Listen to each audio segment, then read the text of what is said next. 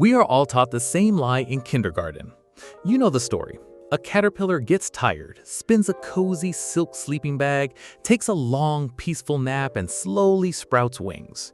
It goes into the cocoon as a chubby worm and wakes up as a beautiful butterfly. It is a comforting story about growth and transformation. It is also entirely false. The caterpillar does not grow wings. The caterpillar does not take a nap. The caterpillar dies, dissolves into a puddle of raw biological goo, and an entirely new creature is built from its liquid remains. Welcome to the biological mismatch. To understand the sheer horror and structural miracle of metamorphosis, you have to forget everything you think you know about biology.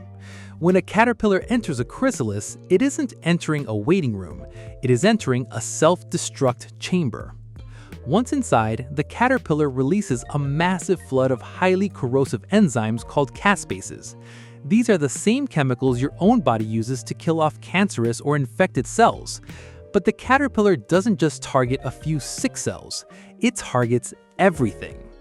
The enzymes dissolve its muscles, they dissolve its digestive tract, they dissolve its skin, its organs, and most importantly, they completely dissolve its brain and central nervous system.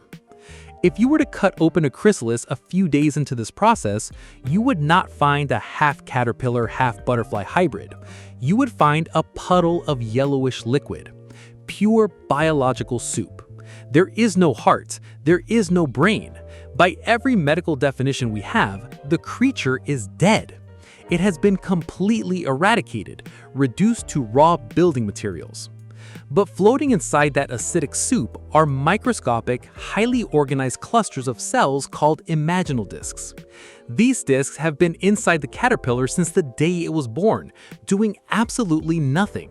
They are essentially dormant blueprints. There's an imaginal disc for the wings, one for the eyes, one for the legs, and one for the antennae. While the caterpillar is alive and eating leaves, its immune system treats these imaginal discs as a threat. The caterpillar's own white blood cells constantly attack these discs to keep them suppressed. But once the caterpillar dissolves itself and its immune system shuts down, the imaginal discs wake up. They use the nutrient-rich soup of the dead caterpillar to rapidly divide and build a brand new body. The moth or butterfly that emerges is not a modified caterpillar. It is a completely different animal that just happened to use the liquidated corpse of a caterpillar as its construction material. This process is incredibly bizarre, but it is well understood by science. The physical mechanics of melting and rebuilding are not the mystery. The mystery is what happens to the mind. In 2008, scientists at Georgetown University decided to test the absolute limits of biological memory.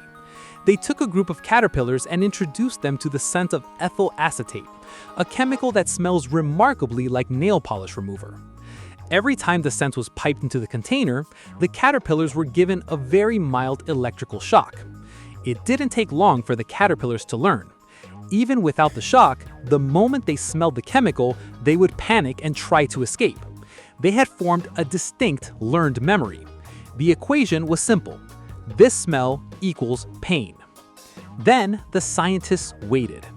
They watched the caterpillars spin their cocoons. They watched them dissolve into soup. They waited weeks for the imaginal discs to consume the liquid and build a new body. And finally, the adult moths emerged. The scientists took these new moths, creatures that had never existed in the outside world, and pumped the smell of nail polish remover into their enclosure. The moths panicked. They instantly tried to flee. They remembered. But how? How does a liquid remember? We are taught that memories are physical things. When you learn something new, your brain builds a microscopic physical bridge between neurons, called a synapse. Your memories of your childhood, your first kiss, how to ride a bike, they're not magical clouds floating in your head. They are etched into the physical, three-dimensional hard drive of your brain architecture. If you destroy the brain, you destroy the hard drive, and the files are permanently deleted. But the caterpillar's brain was completely dissolved.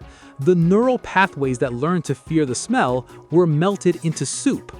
The moth that emerged had a completely new brain built from scratch, with a completely different neurological layout required to calculate flight rather than crawling.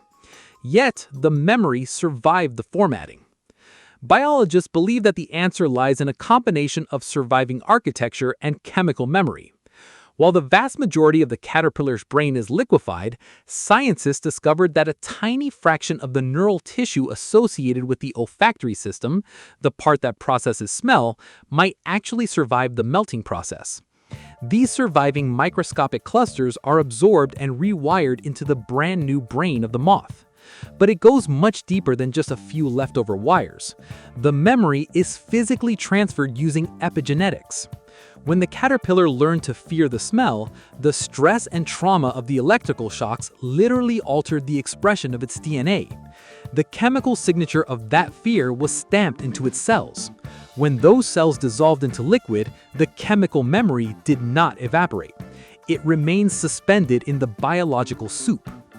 As the new brain was being built by the imaginal discs, those chemical markers acted like a blueprint, instructing the new neurons on exactly how to wire themselves. The new brain was essentially downloaded with a backup file from a ghost. The moth remembers the pain of a body it no longer possesses. This forces us to ask a terrifying question about our own reality, bringing us face to face with a biological version of the Ship of Theseus. The Ship of Theseus is an ancient thought experiment. If you have a wooden ship and over the years you replace every single rotting plank of wood with a new one until none of the original wood remains, is it still the same ship? Apply that to yourself. You tie your entire concept of self to the physical structure of your brain and your body. You believe that you are you because of the specific unchanging arrangement of matter inside your skull. If someone were to physically scramble your brain, you assume the entity known as you would cease to exist. But you are already doing this. Your cells are constantly dying and being replaced. The physical matter that made up your brain when you were a child is almost entirely gone, replaced by new molecules you absorbed from the food you ate. You are a ship whose planks are constantly being swapped out. The Georgetown experiment proves that memory, behavior, and identity are not strictly bound to a fixed physical structure.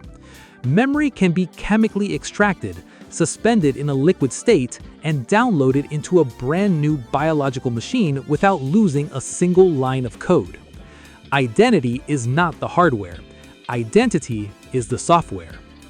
If a brain can be completely dissolved, entirely rebuilt, and retain its past, it means that the biological files that make up a living creature are far more resilient than the meat they are written on. You are not your body. You are not even your brain.